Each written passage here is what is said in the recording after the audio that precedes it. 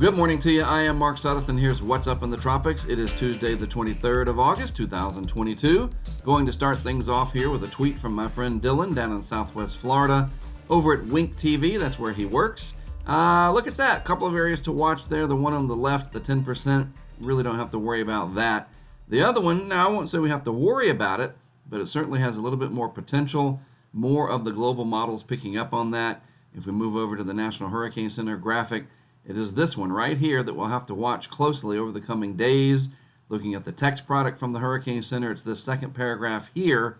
20% chance of development as the two forecasters there, what is that, Blake and Hogsett, tell us that environmental conditions could support some slow development, maybe as this system enters a little bit more of a favorable environment out that way, as we're seeing more ensemble and overall global model support for that next wave to come off and potentially develop. Meanwhile, in the Eastern Pacific, just want to show you this very briefly, 40% chance of further development. It's way out there, it won't bother anybody, and it'll be very short-lived. Now this is interesting. In the Western Pacific, we have a tropical storm right now moving across the northern part of Luzon. That'll head towards China as a typhoon over the next couple of days, it looks like. Speaking of typhoons, this is currently a typhoon well to the east of Japan. It'll turn north and northeast into the westerlies, but it's just kind of interesting that the Western Pacific has been so quiet, and now we have a couple of systems that have developed, if you believe in the concept of teleconnections, where what happens in this part of the world 6 to 10 days later generally translates to similar activity in the Western Hemisphere, then maybe, just maybe, this is a sign that the Atlantic Basin will in fact start to come to life over the next week or so. Looking at the satellite animation, at least right now, things are pretty quiet. No concentrated areas of deep thunderstorm activity. That right there is an upper level low, and a pretty large one at that. A lot of scattered random areas of showers and thunderstorms. Cold core system in the upper atmosphere. Once in a while, those will work their way down to the surface, but I don't see any indication of that happening. But it's there. Water temperatures underneath it are plenty warm, so we will monitor just because why not, right? Way out here in the eastern Atlantic, pretty dry still, and it's not from African dust per se.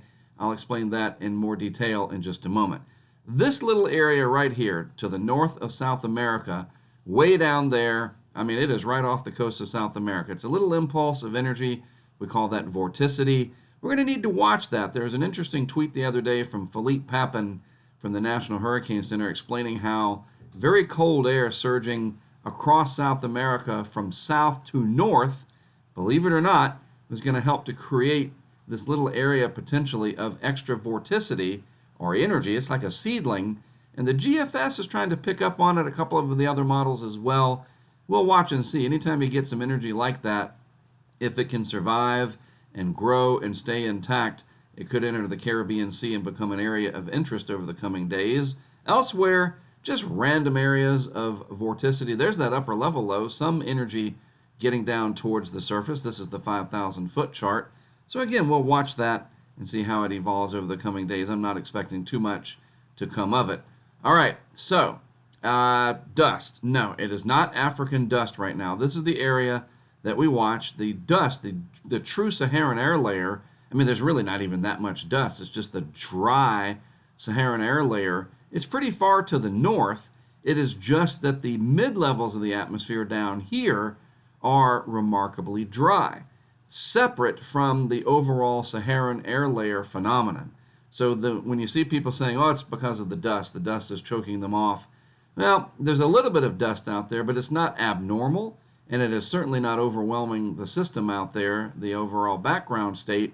It is just more of a stable environment due to a lot of complicated factors. I just wanted to point that out, that the strongest of the Saharan air layer is way up to the north over the subtropics here, not directly impacting the main development region at all. All right, wrapping up the segment today, let's take a look at the 6Z GFS. There's that one area that I was talking about off the coast of South America. GFS does try to ramp it up just a little bit there in the eastern Caribbean, so we'll monitor that. Could bring some inclement weather to our friends down there in the Windward Islands. And then we will certainly watch off the coast of Africa a strong tropical wave that, of course, was mentioned in the tropical weather outlook from the National Hurricane Center. that is the one that might try to develop and finally set the stage for something to get on the board in the Eastern Atlantic, and maybe we end the month of August without being completely shut out. We shall see. I'll talk about this and more in greater detail, of course, on my Hurricane Outlook and Discussion video later this afternoon. As always, thanks for tuning in to What's Up in the Tropics. I am Mark Sudduth. I'll be back with more for you later today.